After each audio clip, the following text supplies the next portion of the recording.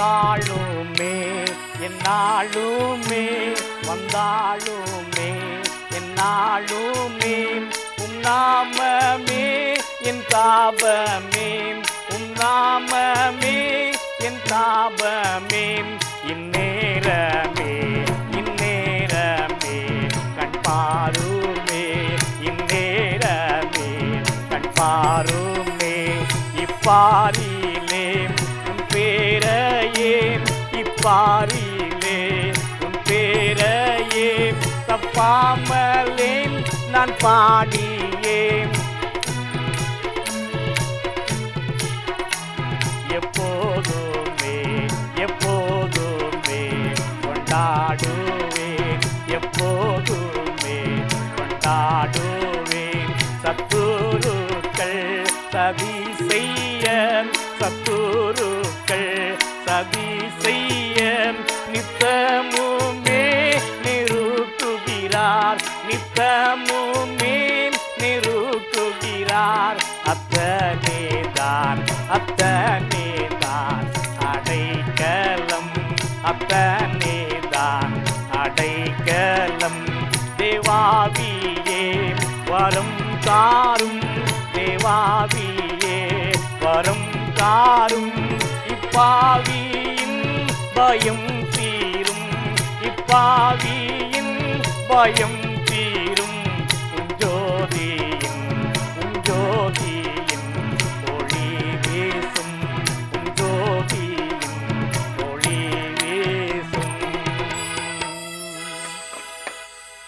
வேதத்தில் லூக்கா எழுதின சுவிசேஷம் 15ஆம் அதிகாரம் 11ஆம் வசனத்திலிருந்து 24ஆம் வசனம் வரை அடங்கியுள்ள ஒரு மனிதனுக்கு 2 குமாரர்கள் இருந்தார்கள்.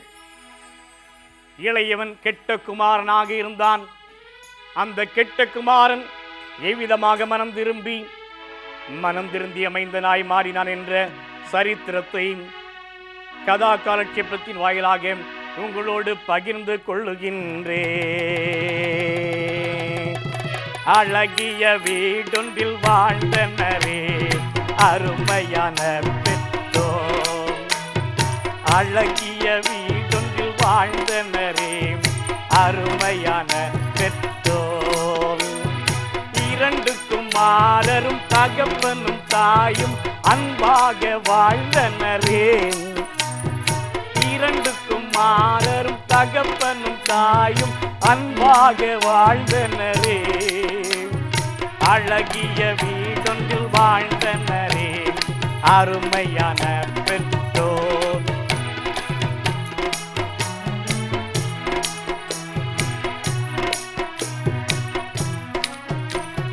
செல்வமும் சிறப்பும் சீருடன் வாழ்ந்து அழகாக வாழ்ந்தனரே, செல்வமும் சிறப்பும் செழிப்புடன் ஓங்க மகிழ்வுடன் வாழ்ந்தனரே, நல்ல அறுசுவை உணவு அக்கம் பக்கம் உறவு அன்புடன் வாழ்ந்தனரே, நல்ல அறுசுவை உணவு அக்கம் பக்கம் உறவுடன் அன்புடன் வாழ்ந்தனரே, அழகிய வீடொன்றில் வாழ்ந்தனரே அருமையான பெற்றோர், அழகிய வீடொன்றில் வாழ்ந்தனரே அருமையான பெற்றோர்.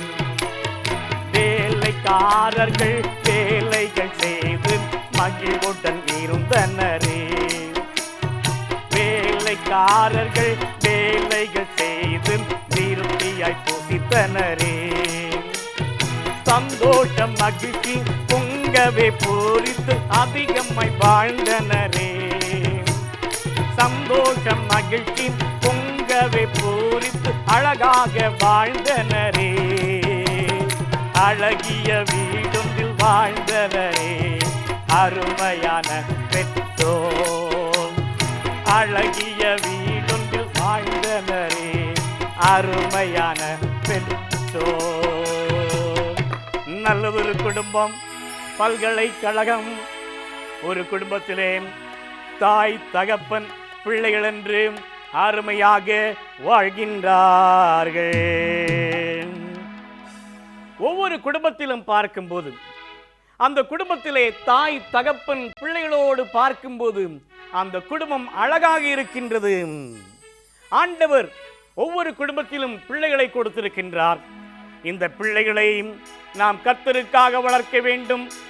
பிள்ளையாண்டானை நடத்த வேண்டிய விடத்தில் நடத்து, அதை முதிர் வயதில் விடாதிருப்பான். பிள்ளையின் நெஞ்சிலே மதியினம் இருக்கும், அதை தண்டனையின் பிரம்பு அகற்றிவிடும்.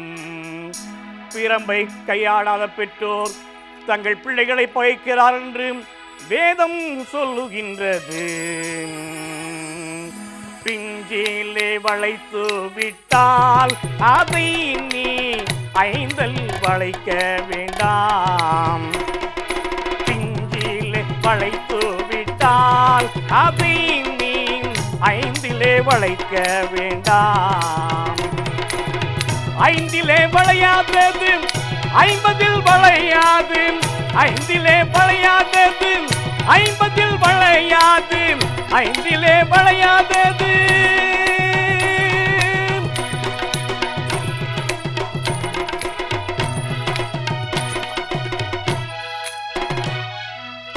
வளையாதது 50 வளையாது. புத்தியாய் சொன்ன இதை பூமானுக்காய் வளர்ப்பாய். புத்தியாய் சொன்ன இதை பூமானுக்காய் வளர்ப்பாய். வளர்த்திடவே வாரீரோம் பிள்ளைகளை, வளர்த்திடவே வாரீரோம் வாரீரோம். பிள்ளைகளை வளர்ப்பது கடவுளுக்கு பிரியமான வழியிலே வளர்க்க வேண்டும். கர்த்தர் நம்முடைய கரங்களிலே பிள்ளைகளை வளர்க்கும்படியாக கொடுத்திருக்கின்றார். இன்றைக்கு அநேக குடும்பங்களிலே பிள்ளைகள் கீழ்ப்படிவது கிடையாது. அப்பா அம்மா சொன்னதை கேட்பது இல்லை. இதை செய்யாதனா அதை தான் செய்கிறார்கள். அங்க போகக்கூடாது அங்கேதான் போகின்றார்கள். ஒரு மரத்துல 2 குரங்குகள் இருந்துச்சு. அந்த 2 குரங்கும் மேல இருந்து வேண்டாத சேஷ்டையெல்லாம் பண்ணி கொண்டிருக்கும். அந்த மரத்துக்கு கீழே ஒரு தாத்தா இருந்தாரு. அந்த தாத்தாக்கு என்ன வேலைன்னா முடி வெட்டுற வேலை, ஷேவ் பண்ற வேலை, அதிலே வருகின்ற வருமானத்தை வைத்து வாழ்ந்து கொண்டிருந்தார். இந்த தாத்தா எங்கேயாவது போகும்போது 2 குரங்கு மேல இருந்து கீழே இறங்கி வரும். தாத்தா வைத்திருக்க கண்ணாடி எடுத்து பார்க்கும். இன்னொரு குரங்கு தலையை செய்வோம்.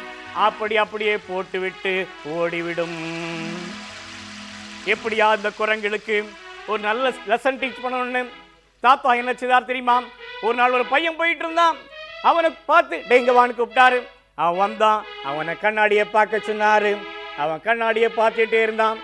ஷேவ் பண்ற கத்தி பார்த்துருக்கீங்களே, அது ஒரு பக்கம் இருக்கும், இன்னொரு பக்கம் இருக்காது. அறுக்காத பக்கம் அறுத்தாரு. 2 குரங்கு மேல இருந்து பார்த்துட்டே இருந்தது. தாத்தா என்னைக்குமே ஷேவ் பண்ணுவாரு, முடி வெட்டுவாரு. இன்னைக்கு ஏதோ புதுசா செய்தாரு. இதே மாதிரி செய்யணும்னு சொல்லி 2 குரங்கு மேல இருந்து கீழே இறங்கி வந்துச்சு. தாத்தா ஒழித்து நின்று கொண்டார். அப்படியே ஒழிச்சிட்டு இருக்கும்போது 2 குரங்கு கீழே வந்துச்சு. அதுக்கு கண்ணாடி அப்படி ஒன்று மூஞ்சாடி நல்லா இருக்கான்னு பார்த்தது. அந்த இன்னொரு குரங்கு கத்தி அறுக்கிற பக்கம் அறுக்காத பக்கம் தெரியாது. அறுக்கிற பக்கம் அறுத்துச்சு. குரங்கு செத்தே போச்சு. இது ஒரு கட்டுக்கதை. இதுல இருந்து அறிந்து கொள்கிற உண்மை என்னவென்றால், செய்யக்கூடாததை செய்வதனாலே கேடு சம்பவிக்கின்றது. இன்றைக்கு எத்தனையோ பிள்ளைகள் செய்யக்கூடாததை செய்வதனாலே பெரிய அழிவு வருகின்றது. சின்ன பிள்ளைகள் அநேக சமயங்களிலே செய்யக்கூடாததை செய்வதனாலே அநேக கேடுபாடுகளுக்குள்ளாகிறதை நாம் பார்க்க முடியும். அருமையானுடைய வாழ்க்கையிலே மனிதன் ஒவ்வொரு பருவத்தை கடந்து வருகிறான். குழந்தை பருவம் என்று ஒன்று இருக்கிறது, இளமை பருவம் என்று ஒன்று இருக்கிறது. அந்த இளமை பருவத்திலே இவன் வருகின்றான். இளமை பருவத்தை அடைந்தான்.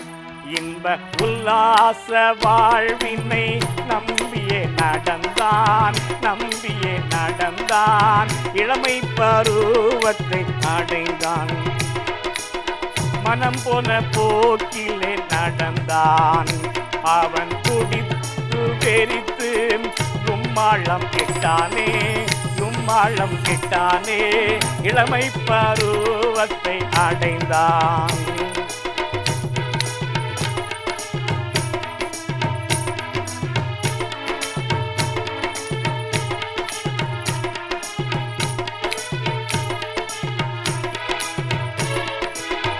கண்களின் காட்சியில் நடந்தான். கர்த்தரை வாழ்வில் நினைக்க எப்போதும் மறந்தான், எப்போதும் மறந்தான், எப்போதும் மறந்தான். இளமை பருவத்தை அடைந்தான். இந்த உல்லாச வாழ்வினை நம்பியே நடந்தான், நம்பியே நடந்தான். இளமை பருவத்தை அடைந்தான். இளமை பருவத்தில் வந்து விட்டான். இளமை பருவம் என்பது மிக முக்கியமான பருவம். உலகத்திற்கு ஏற்ற பருவம், கட்சிகளுக்கு ஏற்ற பருவம், நண்பர்களுக்கு ஏற்ற பருவம். இப்படிப்பட்ட இளமை பருவத்திலே எதையாவது செய்ய வேண்டும் என்று சாதிக்கக்கூடிய பருவம். இப்படிப்பட்ட அழகான இளமை பருவத்தை அடைந்தான். வாலிபனே, உன் வாலிப பிராயத்திலே சிருஷ்டிகரை நினை என்று வேதம் சொல்லுகின்றது. இன்றைக்கு உன்னுடைய வாழ்க்கையை சற்று யோசித்துப் பார். நீ எங்கே இருக்கின்றாய், எங்கே போகின்றாய்? வீணாக செலவழிக்கும் ஒவ்வொரு நிமிடமும் நாச பாதைக்கு உன்னை அழைத்து செல்லும் என்பதை மறந்து போகாதே. நான் அதிகமாக இளமை பருவத்தில் இருக்கிற மக்களோடு பேசுவதுண்டு. அவர்கள் அதிகமான சிக்கல்களுக்குள்ளாக, பிரச்சனைகளுக்குள்ளாகி, ஐயோ இனி என்னுடைய வாழ்க்கையிலே இனி வாழ முடியாது என்ற நிலைக்கு வரும்போது அவர்களுக்கு போய் ஆலோசனை கொடுத்து அவருடைய வாழ்க்கையை திசை மாற்றி அமைப்பதற்கு அநேக சமயங்களில் நான் உதவி இருக்கிறேன். எனக்கு அருமையான வாலிப தம்பி, இளமை பருவத்திலே வந்து கொண்டிருக்கிறதான் அருமையான தம்பி, உடைய வாழ்க்கை யோசித்து பார். இங்கே இந்த இளைய மகன் நண்பர்களை நம்பினான். நண்பர்களை நம்ப நம்ப நம்ப பெற்றோர் மேல் உள்ள பாசம் குறைய ஆரம்பிக்குது. அண்ணன் தம்பி மேல் உள்ள பாசம் குறைய ஆரம்பிக்குது. வீட்டில் உள்ளவர்களை கண்டால் வெறுப்படிக்க ஆரம்பிக்கிறது. நண்பர்கள் எல்லாம் கெட்ட புத்திகளை சொல்ல ஆரம்பிக்கிறார்கள். அவன் நண்பர்களை நம்ப ஆரம்பித்தான். நிறைய காரியங்கள் எல்லாம் சொல்லிக் கொடுக்க ஆரம்பிச்சாங்க. டேய், என்னடா வீட்டுல எப்ப பார்த்தாலும் உங்க அப்பா அம்மா சொல்றதை கேட்டுட்டே இருக்கா, வாடா நம்ம எல்லாம் புறப்பட்டு நிறைய இடங்களுக்கு போலாம், ஜாலியா இருப்பலாம்னு சொல்லி அநேக ஆலோசனை எல்லாம் கொடுத்ததுனால ஒரு நாள் இந்த இளைய குமாரன் தகப்பனிடத்திலே போய், அப்பா என் பங்கை தாங்கன்னு சொல்லிட்டு அவங்க அப்பாட்ட கேட்க தொடங்கினான். என் பங்கு தருவீரப்பா, சொத்தில் என் பங்கு தருவீரப்பா, என் பங்கு தருவீரப்பா, சொத்தில் என் பங்கு தருவீரப்பா. ரெக்கை முளைத்த பறவை கூடு தங்காது, கால் முளைத்த குதிரை சூட கொடுக்காது. ரெக்கை முளைத்த பறவை கூடு தங்காது, கால் முளைத்த குதிரை சூட கொடுக்காது. என் பங்கு தருவீரப்பா, சொத்தில் என் பங்கு தருவீரப்பா, என் பங்கு தருவீரப்பா, சொத்தில் என் பங்கு தருவீரப்பா. என் இஷ்டம் செய்ய எங்கும் நான் செல்ல, என் பணம் வேண்டும் தந்திடுங்கள். என் இஷ்டம் செய்ய எங்கும் நான் செல்ல, என் பணம் வேண்டும் தந்திடுங்கள். என் பங்கு தருவீரப்பா, சொத்தில் என் பங்கு தருவீரப்பா, என் பங்கு தருவீரப்பா, சொத்தில் என் பங்கு தருவீரப்பா, என் பங்கு தருவீரப்பா, சொத்தில் என் பங்கு தருவீரப்பா. ஒரு நாள் காலையில அவங்க அப்பாவை பார்த்து, எப்பா எனக்கு வரக்கூடிய ஆஸ்தியை பங்கிட்டு தர வேண்டும், என் மன போன போக்கிலே நான் போக வேண்டும், என் நண்பர்களோடு நான் செல்ல வேண்டும், எவ்வளவு நாள் நான் வீட்டுக்குள்ள இருப்பேன், என்னுடைய ஆஸ்தியை பிரித்து தந்து விடுங்கள் என்று சொல்லி தகப்பனிடத்திலே அவன் கேட்கின்றான். நண்பருடைய நயவஞ்சகமான பேச்சை நம்புகின்றான். நண்பர்களோடு சென்றால் சந்தோஷமாக இருக்கலாம் என்று நினைக்கின்றான். எனவே தகப்பனிடத்திலே தன்னுடைய ஆஸ்தியை பிரித்து தர கேட்கின்றான். அப்பா சொல்றாரு, அநேக ஆலோசனை எல்லாம் சொல்லி பார்க்கிறாரு. என் மகனே நீ அப்படியெல்லாம் போகக்கூடான்னு சொல்லி பார்க்கிறாரு. என்னெல்லாமோ சொல்லி பார்க்கிறாரு. நண்பருடைய வார்த்தைகள் அவனுக்கு மதுரமாக இனிமையாக இருந்தபடியினாலே அதெல்லாம் வீணாக போய்விட்டது. அவங்க அப்பா அவனை பார்த்து, என் அன்பு மகனே, என் செல்ல மகனே, என்னை விட்டு போகாதே, என்னை விட்டு போகாதே, என் அன்பு மகனே, என் செல்ல மகனே, என்னை விட்டு போகாதே, என்னை விட்டு போகாதே. உனக்கென்ன குறை நான் வைத்தேன், உனக்குத்தான் எல்லாமே செய்கின்றேன். உனக்கென்ன குறைத்தான் வைத்தேன், உனக்குத்தான் எல்லாமே செய்கின்றேன். உனக்காகத்தானே உழைக்கின்றேன், உதறிவிட்டு நீ செல்லாதே. உனக்காகத்தானே உழைக்கின்றேன், உதறிவிட்டு நீ செல்லாதே. என் அன்பு மகனே, என் செல்ல மகனே, என்னை விட்டு போகாதே, என்னை விட்டு போகாதே. என் அன்பு மகனே, என் செல்ல மகனே, என்னை விட்டு போகாதே, என்னை விட்டு போகாதே. எத்தனை நாள் உறங்காமல் பாடுபட்டேன், என் தோளில் சுமந்ததை மறந்தாயோ. எத்தனை நாள் தூங்காமல் பாடுபட்டேன், என் தோளில் சுமந்ததை மறந்தாயோ. எத்தனை நன்மைகள் நான் செய்தேனே, எதற்கும் ஆள் உனக்கு வைத்தேனே, எதற்கும் வேலைக்கு ஆள் வைத்தேனே.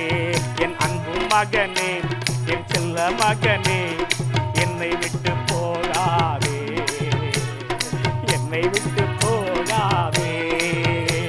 என் அன்பு மகனே, என் செல்ல மகனே, என்னை விட்டு போகாதே, என்னை விட்டு போகாதே. நண்பர்களை நம்பி போகாதே, நடுவழியில் விட்டு செல்வார்கள். நண்பர்களை நம்பி போகாதே, நடுவழியில் விட்டு செல்வார்கள். நன்றி கேடு உனக்கு செய்வார்கள், நன்றி கேடு உனக்கு செய்வார்கள். நான் சொல்லும் வார்த்தையை கேட்டிடுவாய், நான் சொல்லும் வார்த்தையை கேட்டிடுவாய். என் அன்பு மகனே, என் செல்ல மகனே, என்னை விட்டு போகாதே, என்னை விட்டு போகாதே. தகப்பனுடைய மனது அதிகமாக வேதனைப்பட்டது. என்ன செய்யவென்று அவருக்கு தெரியவில்லை.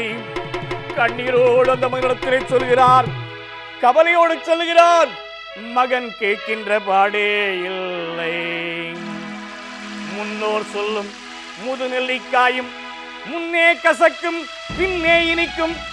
இன்றைக்கு அநேக இளைஞர்களுக்கு பெரியவர்கள் சொல்கிற வார்த்தைகள் பிடிப்பதில்லை. ஆனால் பிரச்சனைகளுக்குள்ளாக போன பிறகுதான் ஐயோ அவருடைய வார்த்தையை கேட்கவில்லை என்று கலங்குகிறது உண்டு. அருமையான பிள்ளைகளே, பெற்றோர்களுக்கு நீங்கள் கீழ்ப்படிய வேண்டும். தாயின் போதகத்தை தள்ளாதே, தகப்பனுடைய புத்தியை கேட்க வேண்டும் என்று வேதம் திட்டவட்டமாக சொல்லுகின்றது. நண்டு கொளுத்தா அறைக்குள்ள இருக்காதாம். ஏன்னா அது நிறைய ஆகாரம் தின்னபடினால அதுக்குள்ள இருக்க முடியாதபடி அது வெளியே வருமா. இந்த இளைய குமாரனும் நன்றாக சாப்பிட்டு நன்றாக புசித்து அவருக்கு எல்லாத்துக்கும் வேலைக்கு ஆள் அவங்க அப்பா வச்சிருந்தாரு. ரொம்ப சந்தோஷமா இருந்தபடினாலே அதெல்லாம் விட்டு விட்டு அதை விட ரொம்ப சந்தோஷமா நண்பர்களோடு போகணும்னு சொல்லிட்டு அவர் தீர்மானம் பண்ணினார். அநேக சமயத்துல அநேக காரியங்களை எடுத்து சொன்னால் வாலிபர்களுக்கு, இளம் தலைமுறையில் இருக்கிறவர்களுக்கு புரிவது கிடையாது. எதையும் எடுத்துக்கொள்ளக்கூடிய மனப்பக்குவத்தை அவர்கள் வளர்த்துக் கொள்வதும் கிடையாது. ஒரு இடத்துல ஒரு ஆளு குதிரை பந்தயத்துக்கு பெயர் கொடுத்திருந்தாராம். குதிரை பந்தயத்துக்கு பெயர் கொடுத்துட்டு கழுதையை வாங்கிட்டு வந்துட்டார். என்ன வாங்கிட்டு வந்தாரு? கழுதையை வாங்கிட்டு வந்துட்டார். அவங்க மனைவி சொன்னாங்க, என்னங்க குதிரை பந்தயத்துக்கு பெயர் கொடுத்தீங்க, கழுதையை வாங்கிட்டு வந்தீங்க? இல்ல இல்ல, இது குதிரை தான். சொன்னா கேட்கவே இல்லை. அவங்க மனைவி சொன்ன பிறகு கேட்கல. இந்த கழுதைக்கு போய் அவர் ட்ரைனிங் எல்லாம் கொடுக்க ஆரம்பிச்சாரு. குறிப்பிட்ட நாள்ல வந்த உடனே அந்த குதிரை பந்தயம் நடக்கிற இடத்துக்குள்ள போகணும்.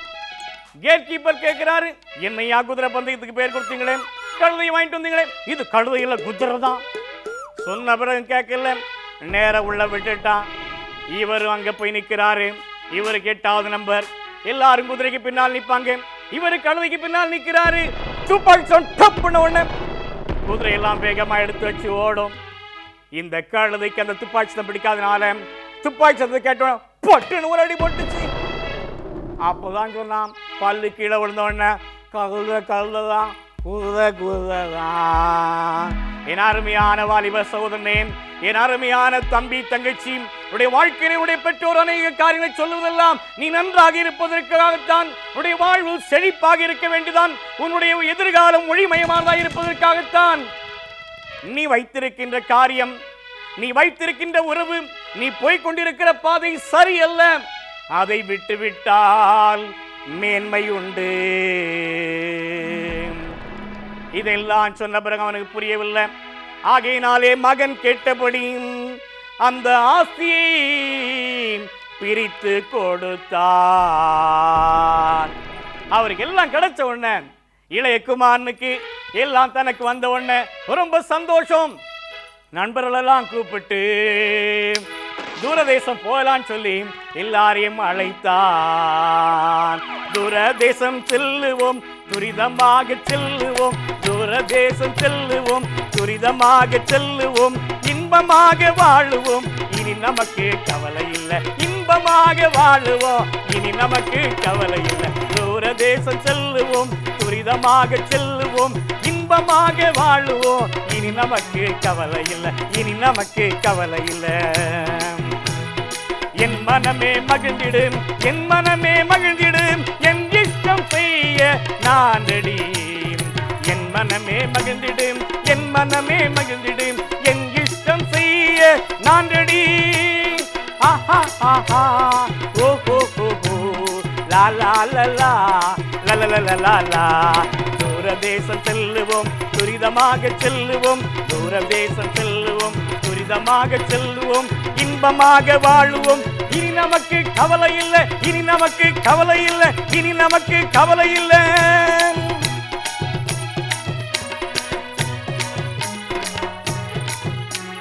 நண்பர்களே வந்திடுங்கள், தேசத்தோடு வந்திடுங்கள், நோய் என்று சொல்லாமல் நாளைக்கு வந்திடுங்கள். நண்பர்களே வந்திடுங்கள், தேசத்தோடு வந்திடுங்கள், நோய் என்று சொல்லாமல் நாளைக்கு வந்திடுங்கள். தூரதேசம் செல்லுவோம், துரிதமாக செல்லுவோம், இன்பமாக வாழுவோம், இனி நமக்கு கவலை இல்லை.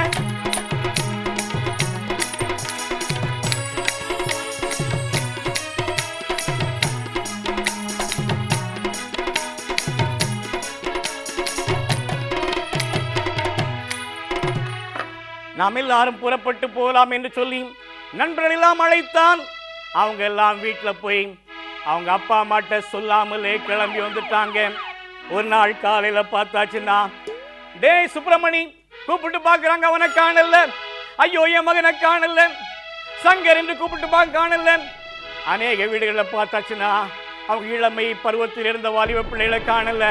இவங்க எல்லாரும் சேர்ந்து தூரதேசம் சென்று விட்டார்கள்.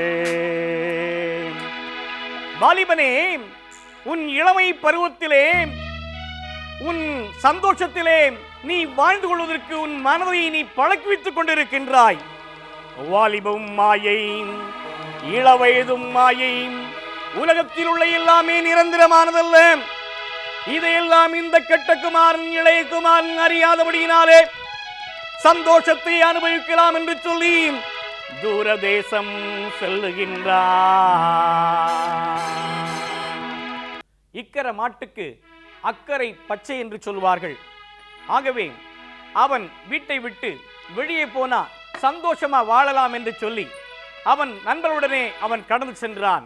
இன்றைக்கு கூட அநேக பிள்ளைகள், அநேக வாலிப பிள்ளைகள், கல்லூரியிலே படிக்கிற மாணவ மாணவிகள் தகப்பன் தாய்க்கு தெரியாமல் இஷ்டம் போன இடங்களுக்கு தூரமாய் பிரயாணம் சென்று வருகிறதை நாம் பார்க்க முடியும். போய் தங்களுடைய வாழ்க்கையை கெடுத்து நாசமாக்கி தங்களுடைய வாழ்க்கையை அவர்கள் மிகவும் மோசமான நிலைக்கு கொண்டு சென்று கொண்டிருக்கிறதை நாம் காண முடியும். அருமையானவர்களே, இப்படிப்பட்ட நிலையிலிருந்து நாம் அவர்களை மீட்பதற்காக அவர்களுக்காக கடவுளத்திலே நாம் வேண்டுதல் செய்ய வேண்டும். இங்கே அநேகர் நினைப்பது என்னவென்றால், பெற்றோரை ஏமாற்றிக் கொண்டிருக்கிறோம் என்று நினைக்கிறார்கள்.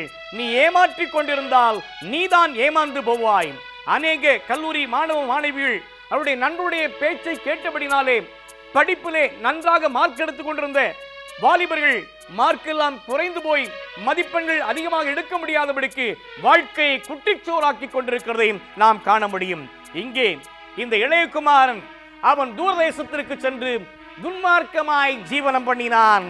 லூக்கா எழுதின சுவிசேஷம் 15ஆம் அதிகாரம் 13ஆம் வசனம் இவ்விதமாக சொல்கிறது, துன்மார்க்கமாய் ஜீவனம் பண்ணினான். தன்னுடைய இஷ்டத்திற்கு தன்னுடைய மனதை செலுத்தி என்னெல்லாம் இந்த உலகத்தில் அனுபவிக்க முடியுமோ அதையெல்லாம் அவன் அனுபவிக்கின்றான் என்று சொல்லி நாம் பார்க்க முடியும். துன்மார்க்கமாய் ஜீவனம் பண்ணினான்.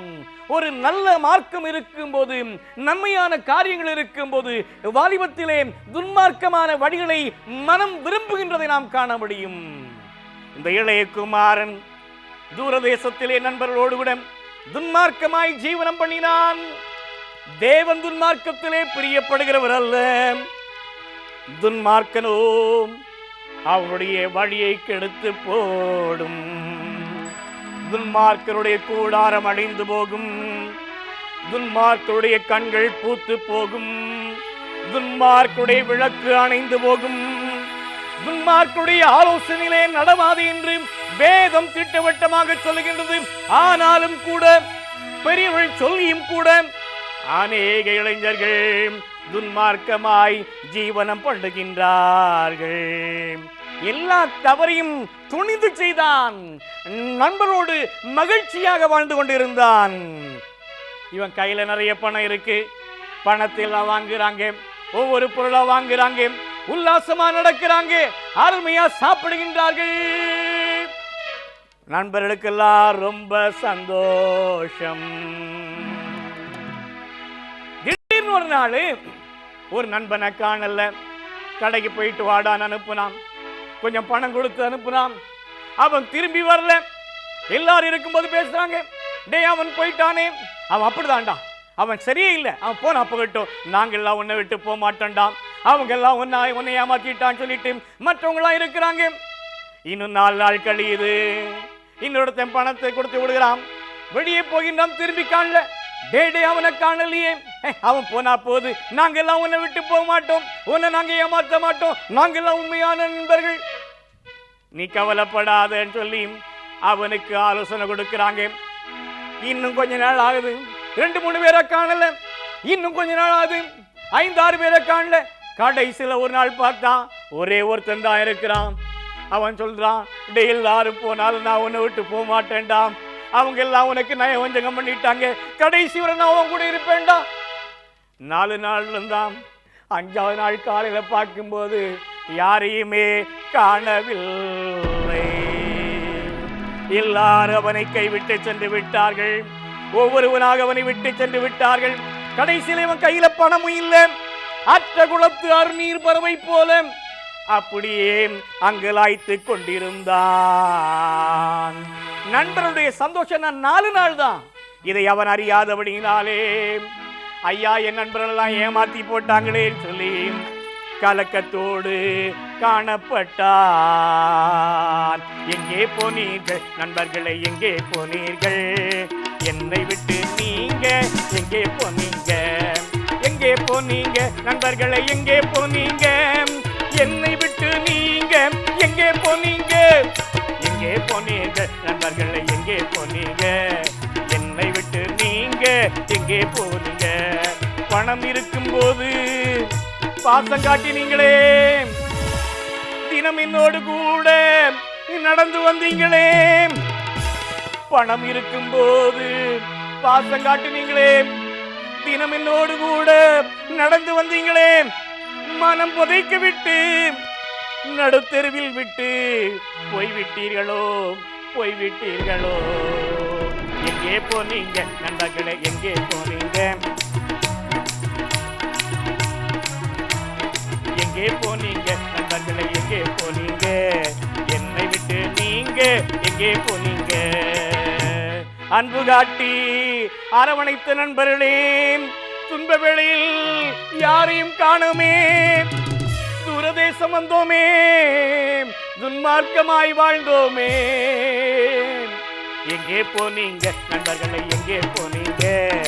என்னை விட்டு நீங்க எங்கே போனீங்க? எங்கே போனீங்க நண்பர்களை, எங்கே போனீங்க? என்னை விட்டு நீங்க எங்கே போனீங்க? தகப்பன் பேச்சை கேட்காமல் தாய் சொல்லை தட்டியே தவறு நான் செய்து விட்டேனே, தனிமையில் வாடுகிறேனே. தகப்பன் சொல்லை கேட்காமல் தாய் சொல்லை தட்டியே தவறு நான் செய்தேனே, தனிமையில் வாடுகிறேனே. எங்கே போனீர்கள் நண்பர்களை, எங்கே போனீர்கள்? என்னை விட்டு நீங்க எங்கே போனீங்க? எங்கே போனீர்கள் நண்பர்களை, எங்கே போனீர்கள்? என்னை விட்டு நீங்க எங்கே போனீர்கள்? எங்கே போனீர்கள் நண்பர்களை, எங்கே போனீர்கள்? என்னை விட்டு நீங்க எங்கே போனீங்க? என்னை விட்டு நீங்க எங்கே போனீங்க? என்னை விட்டு நீங்க எங்கே போனீங்க? நண்பர்களே, உங்களை நம்பி இல்லையா வந்தேன்? என் அப்பா சொன்னது நான் கேட்கலையே, ஆஸ்தி எல்லாம் நான் பிரித்து வந்துட்டேனே, எனக்கு யாரும் இல்லையா என்று சொல்லி அவருடைய மனம் பதைக்க ஆரம்பித்தது, அவருடைய இதயம் துடிக்க ஆரம்பித்தது. இனி என்ன செய்ய? நம்பி வந்த நண்பர்கள் கூட என்னோடு கூட இல்லையே, கையில காசு கூட இல்லையே, நான் என்ன செய்வென்று அவனுடைய மனதிலே அவன் பதித்துக் கொண்டு, இனி எங்கேயாவது போய் வேலை செய்து நான் பிழைத்துக் கொள்வேன், என் பசியை நான் ஆற்றிக்கொள்வேன் என்று சொல்லி அந்த இளைய குமாரன் அப்படியே வருகின்றான். அப்படி வரும்போது ஒரு நல்ல குடியானவன் ஒருவனை காண்கின்றான். அவரிடத்துல போய், ஐயா எனக்கு ஒரு வேலை கொடுங்கன்னு சொல்லி கேட்கிறான். ஐயா எனக்கு வேலை கொடுங்க ஐயா, பசியினால சாகுறேன், எனக்கு ஒரு வழி இல்லையா, நீ என்ன வேலை சொன்னாலும் அதெல்லாம் செய்வையா என்று சொல்லி அவரிடத்திலே கேட்டான். அந்த அவர் சொன்னாரு, தம்பி உன்னை பார்த்தா நல்ல குடும்பத்தில் பிறந்த பையன் மாதிரி இருக்கு, வயலில் பண்ணி மேய்க்கிற ஒரே ஒரு வேலை இருக்கு, அதன் செய்வியான்னு கேட்டாரு. ஐயா என்ன வேலைன்னாலும் சரி ஐயா, பசி பொறுக்க முடியலையா, ஐயா ஒரு வேலை கொடுங்க சொல்லி அவன் கதறி கேட்க ஆரம்பித்தான். அதை பார்த்த உடனே அவர் சொன்னாரு, நீ போய் இந்த பன்றிகளை மேய்த்துக்கொள். மிகவும் கேவலமான ஒரு நிலைமைக்கு வந்து விட்டான். பன்றியை மேய்க்கக்கூடிய ஒரு நிலைமை. அந்த பன்றி அசை போடாது என்று வேதம் சொல்லுகின்றது. முத்துக்களை பன்றியின் முன்னே போடக்கூடாது என்று சொல்லுகின்றது. கழுவப்பட்ட பன்றி சேற்றுக்கு திரும்பும் என்று வேதம் திட்டவட்டமாக சொல்லுகின்றது. அப்படிப்பட்ட அந்த பன்றிகளை மேய்க்கக்கூடிய வேலையை இந்த இளைய குமாரன் செய்ய ஆரம்பித்தான். அப்படியே அவன் எல்லா காரியங்களையும் செய்து கொண்டிருக்கிற வேளையிலே அவனுக்கு பசி தாங்க முடியல. பன்றிகள் எல்லாம் அப்படியே அந்த தவிட்டை சாப்பிடுது. அது நல்ல பசி தீர அந்த தவிட்டினாலே அதை தவிட்டி தின்று கொண்டே இருக்கிறது. இவனுக்கு பசி தாங்க முடியல, பசி தாங்க முடியல. அப்படிப்பட்ட சூழலில் இந்த பன்றி சாப்பிட்டு இருக்கே, அந்த தவிடாது எனக்கு கிடைக்காதா என்று சொல்லி அவருடைய மனம் அங்கலாய்க்க ஆரம்பித்தது. கண்ணீரோடு நின்று கொண்டிருந்தான்.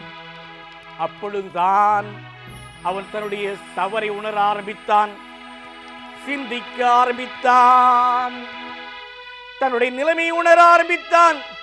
என் தகப்பனுடைய வீட்டிலே எத்தனையோ கூலிக்காரருக்கு பூர்த்தியான சாப்பாடு இருக்கிறது, நானோ பசியினால சாகின்றேன். அங்க ஒரு திருப்பம் அவனுக்கு வருகிறது. மனதிலே அவன் சிந்திக்கிறான், ஐயா என்று சொல்லி கதறுகின்றான். பசியாலே துடித்து நான் சாகின்றேன், பன்றி தின்னும் தவிடும் கிடைக்கலையே, பசியால துடித்து நான் சாகின்றேன், பன்றி தின்னும் தவிடும் கிடைக்கலையே, தவறு செய்தேன் நான் தவறு செய்தேன், தகப்பனை விட்டு தூரம் வந்தேன், தவறு செய்தேன் நான் தவறு செய்தேன், தகப்பனை விட்டு விட்டு தூரம் வந்தேன். பசியால துடித்து நான் சாகின்றேன். பசி தின்னும் தவிடும் கிடைக்கலையே. பசியால துடித்து நான் சாகின்றேன். பண்டி தின்னும் தவிடும் கிடைக்கலையே. பணமெல்லாம் தீர்ந்து போச்சு, பலமெல்லாம் குறைஞ்சு போச்சு.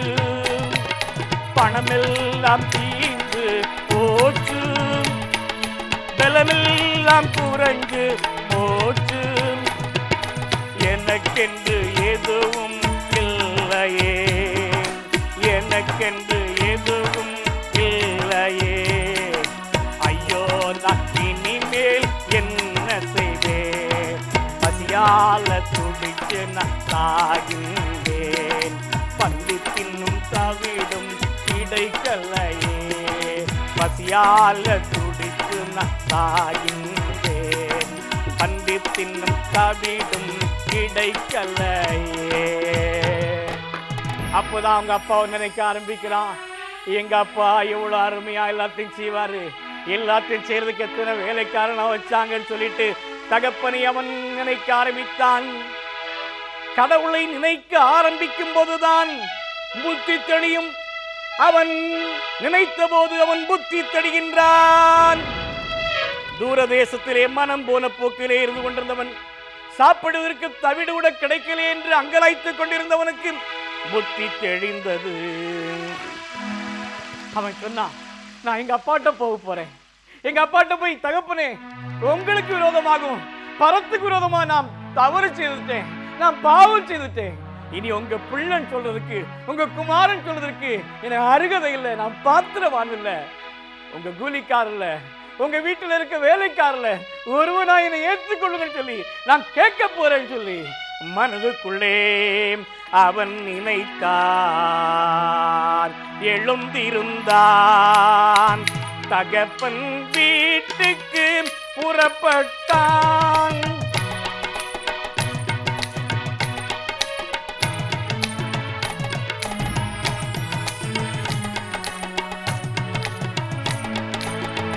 எழுந்திருந்தான். தகப்பன் வீட்டுக்கு புறப்பட்டான். தன்னிலை உணர்ந்து புறப்பட்டான். தவறினை உணர்ந்து புறப்பட்டான். எழுந்திருந்தான். தகப்பன் வீட்டிற்கு புறப்பட்டான்.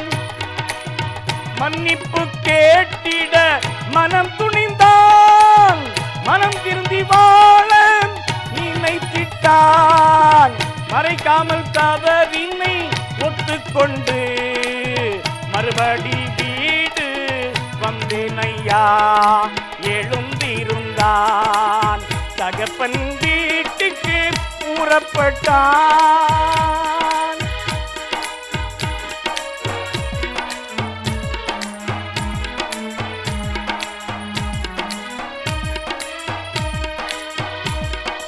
அப்படியே அவன் எழுந்து தகப்பன் வீட்டுக்கு புறப்பட்டு தம் தவறெல்லாம் சொல்லி எப்படியாவது மன்னிப்பு கேட்க வேண்டும் என்று சொல்லி அவன் புறப்பட்டு தன் வீட்டுக்கு நேராக வருகின்றான். இங்கே அவருடைய அப்பா தகப்பனார், என் மகன் வரமாட்டானா, என்னை விட்டு போன என் மகன் வரமாட்டானா, அவருடைய நிலைமையின் ஆயிற்று என்று சொல்லி ஒவ்வொரு நாளும் கவலையோடு வேதனையோடு மிகவும் கஷ்டத்தோடு இருக்கிறார். ஒரு நாள் அப்படி அவர் வாசல் என்று பார்த்து கொண்டிருக்கும் போது தன்னுடைய மகன் வருவது போல தோணிச்சு. உடனடியாக அவர் செய்யலாம், தூரத்திலே வரும்போதே, கவனிங்க, மகன் தூரத்தில் வரும்போதே இவங்க அப்பா பார்த்து விட்டாரு. நீ கூட கடவுளை விட்டு நீ தூரத்திலே இருக்கும்போது, ஆண்டவரை விட்டு நீ தூரமாய் போகும்போது, நீ திருப்பி வரும் நிலையிலே கடவுள் உன்னை பார்த்து கொண்டிருக்கிறான். அது மாத்திரமல்ல, தூரத்திலே வந்ததை பார்த்து மனதுருகி, ஐயோ என் மகன் அல்லவா, என் சொந்த மகன் அல்லவா, என்னுடைய இரண்டாவது மகன் அல்லவா என்று சொல்லி அவர் மனதுருகி அப்படி நிக்கலங்க, ஓடி ஓடி போனது மாத்திரம் இல்ல, அவன் கழுத்து அப்படியே கட்டி மேலெல்லாம் அழுக்கா இருந்திருக்கும், அதெல்லாம் பார்க்கல, என் மகன் அல்லவா என்று சொல்லி அப்படியே கட்டி முத்தமிட்டான். என கருமையானே, என கருமையான வாலிப தம்பி தங்கச்சி, இந்த நாளிலே கூட உன் மனம் போன போக்கிலே நீ போனபடியினாலே, உன் இஷ்டத்தை நீ செய்தபடியினாலே உனக்கு பலவிதமான கேடு உண்டாக்கி இருக்கலாம். இன்றைக்கு நீ எந்த நிலையில் இருந்தாலும் சரி, உன்னை தள்ளாமல் ஏற்றுக்கொள்ளக்கூடிய ஆண்டவராகிய இயேசு கிறிஸ்து உனக்கு ஒரு உண்டு. எப்படி இந்த தகப்பன் அங்கே காத்து கொண்டிருந்தாரோ அதை போலவே வாசற்படியில் நின்று தட்டி கொண்டிருக்கிறார். உன் கதவை திறந்து நீ அவரை ஏற்றுக்கொண்டால் அவர் உனக்கு புது வாழ்வு கொடுப்பார். உன் பாவத்தை எல்லாம் மன்னிப்பார். தன் பாவங்களை மறைக்கிறவன் வாழ்வடைய மாட்டான். அவருடைய அறிக்கை செய்து விட்டு விடுவோ இரக்கம் பெறுவான். நீ ஓடி வந்து ஆண்டவர் சமூகத்திலே, ஆண்டவரே, என்னுடைய இளமை பருவத்திலே தவறு செய்து விட்டேன் ஐயா, என் மனம் போன போக்கிலே சென்று விட்டேன் ஐயா, என் பலத்தை எல்லாம் இழந்து விட்டேன் ஆண்டவரே, எனக்கு இனி வாழ்வு இல்லையா, எனக்கு வாழ்வு கொடுக்க மாட்டீங்களாம், நான் திரும்பி வருகிறேன் ஐயா என்று சொல்லி உன் தவறை உணர்ந்து ஆண்டவருடைய சமூகத்தில் நீ மன்னிப்பு கேட்டால், நீ வரும்போது அவர் நீ ஒரு ஸ்டெப் வந்தா அவர் 5 ஸ்டெப் ஓடி வருவார். தூரத்திலே வரும்போது உன்னை அப்படியே கட்டி அணைத்து உன்னை முத்தமிடுவார். உனக்கு புது வாழ்வு கொடுப்பார். அந்த ஆண்டவருக்கு உன் இதயத்தை நீ கொடுப்பாயாம், அவருக்காக வாழ்வாயாம். அவரே உனக்கு எல்லாவற்றுக்கும் எல்லாமாக இருப்பார். அதோட நிறுத்திடல. அவங்க அப்பா என்ன செய்தார் தெரியுமா? அவரிடத்திலே வந்தவுடனே அவன் சொன்னான், அப்பா, நான் பரத்துக்கு விரோதமாகும் உமக்கு விரோதமாக பாவம் செய்தேன். இனி உம்முடைய பிள்ளைன்னு சொல்றதுக்கு நான் பார்த்தேன்ல, என்ன ஒரு வேலைக்காரர் ஒருவனாக ஏற்றுக்கொள்ள சொன்னான். ஆனா அவங்க அப்பா என்ன தெரியுமா செய்தாரு? வேலைக்காரங்களாம் கூப்பிட்டாங்க, எல்லாம் ஓடிவாங்க, எல்லாம் ஓடிவாங்க. என் மகன் காணாம போறான், திரும்பி வந்துட்டான், மறித்தான், திரும்ப உயிரோட வந்துட்டான், எல்லாரும் ஓடிவாங்க. வேலைக்காரரை பார்த்து நல்ல உயர்ந்த வஸ்திரத்தை எடுத்துவாங்க. அந்த உயர்ந்த வஸ்திரத்தை எடுத்துட்டு வந்து என் மகனுக்கு உடுத்துங்க. அது மாத்திரமல்ல, கால்களுக்கு நல்ல பாதரட்சியை செருப்பு போடுங்க. அது மட்டும் போதாது, கையில மோதிரம் எல்லாம் போடுங்கன்னு சொல்லி வேலைக்காரனுக்கு உத்தரவு கொடுத்தார். எல்லா வேலைக்காரனும் போய் நல்ல உடைகளை அவனுக்கு கொடுத்து வைத்து கையில மோதிரம் எல்லாம் போட்டு அவனை அழைத்து வந்தார்கள். அந்த வீட்டிலே மறுபடியும் சந்தோஷம் வந்தது. எல்லாருக்கும் சொல்லலாம், இன்னைக்கு எல்லாரும் சந்தோஷமா இருப்போம், மகிழ்ச்சியா இருப்போம், இது குதூகலமாக இருப்போம் என்று சொல்லி தகப்பன் சந்தோஷம் அடைந்தான்.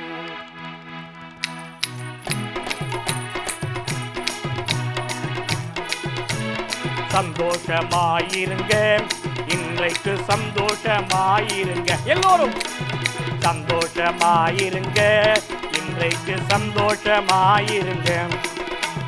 கீத வாத்தியம் நடன கழிப்பு, கீத வாத்தியம் நடன கழிப்பு, கொடுத்த கன்றை அடித்து புசித்து மகிழுவோம், கொடுத்த கன்றை அடித்து புசித்து மகிழுவோம். சந்தோஷமாயிருங்க, இன்றைக்கு சந்தோஷமாயிருங்க, எல்லாரும் சந்தோஷமாயிருங்க, இன்றைக்கு சந்தோஷமாயிருங்க. உயர்ந்த வஸ்திரம் கொண்டு வாங்க, உடனடியாக கொடுத்து விடுங்க. உயர்ந்த வஸ்திரம் கொண்டு வாங்க, உடனடியாக கொடுத்து விடுங்க. கால்களுக்கு பாதரட்டை போட்டு விடுங்க, கால்களுக்கு பாதரட்டை போட்டு விடுங்க. உடனடியாக நீங்கள் அழைத்து வாங்க. சந்தோஷமாயிருங்க, இன்றைக்கு சந்தோஷமாயிருங்க, எல்லாரும் சந்தோஷமாயிருங்க, இன்றைக்கு சந்தோஷமாயிருங்க. காணாமற் போன என் மகன் திரும்பவும் வந்து விட்டான், காணாமல் போன என் மகன் திரும்பவும் வந்து விட்டான். மரித்தான், உயிர்த்தான், கர்த்தருக்கு ஸ்தோத்திரம். மரித்தான், உயிர்த்தான், தேவனுக்கே மகிமை.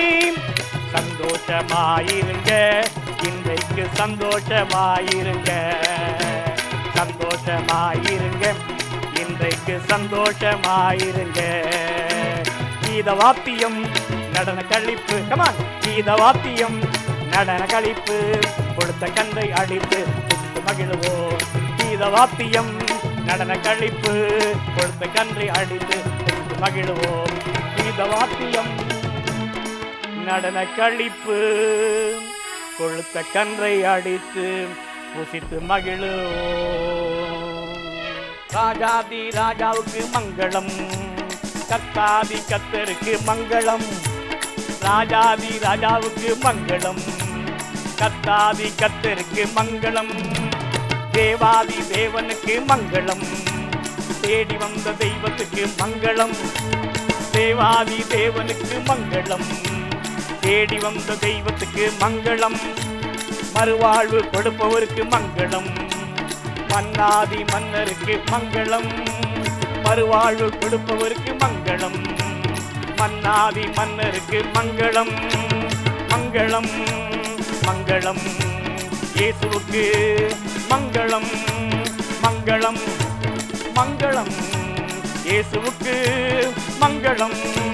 மங்களம் மங்களம் இயேசுவுக்கு மங்களம். ஆமென்.